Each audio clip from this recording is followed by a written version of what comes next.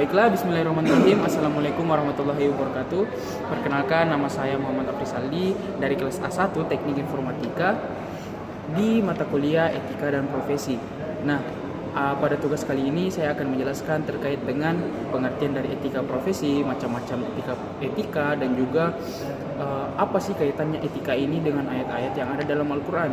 Nah, yang pertama kita akan membahas tentang pengertian etika. Etika sendiri, etika profesi sendiri merupakan suatu tingkah laku, suatu moral yang mengatur suatu tingkah laku pada suatu profesi. Nah, itu merupakan pengertian dari etika. Namun ada juga macam-macamnya etika. Jadi macam-macam etika itu terbagi menjadi dua, yaitu etika umum dan juga etika profesi. Etika umum itu adalah etika atau moral yang berkaitan dengan hal-hal yang umum. Contohnya bertanggung jawab, adil, dan juga transparan, misalnya seperti itu. Terus etika profesi itu lebih berkaitan dengan profesi. Misalnya saja suatu moral yang ada dalam dunia pekerjaan yang mengatur profesi tersebut.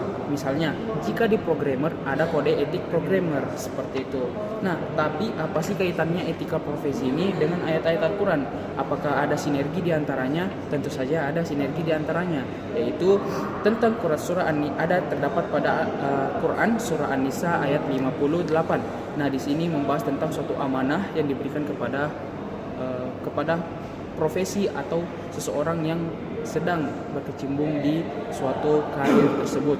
Nah, di sini berbunyi, sesungguhnya Allah menyuruh kamu menyampaikan amanat kepada yang berhak menerimanya, dan apabila kamu menetapkan hukum di antara manusia, hendaklah kamu menetapkannya dengan adil. Nah, ini artinya jika kita menjadi seseorang yang mempunyai pekerjaan di situ dan juga kita mempunyai suatu aturan di situ, kita harus menetapkannya dengan adil dan juga sesuai kepada seluruh konsumen ataupun klien kita. Nah, contohnya ketika kita menjadi bidang IT atau etika profesi di bidang IT, contohnya itu seperti kita tidak mencuri data dari orang-orang karena kita yang mempunyai akses untuk mengakses data-data mereka. Kita juga membatasi antara user untuk tidak saling melihat data atau informasi pribadi karena kita harus menjaga privasi mereka. Kita juga harus menetapkan security yang bertahap agar kita bisa menjaga data-data dari user tersebut. Kita juga tidak melakukan hacking dan juga kita tidak melakukan atau membuat suatu teknologi yang bisa merugikan masyarakat karena kita mempunyai ilmu untuk membuat teknologi tersebut.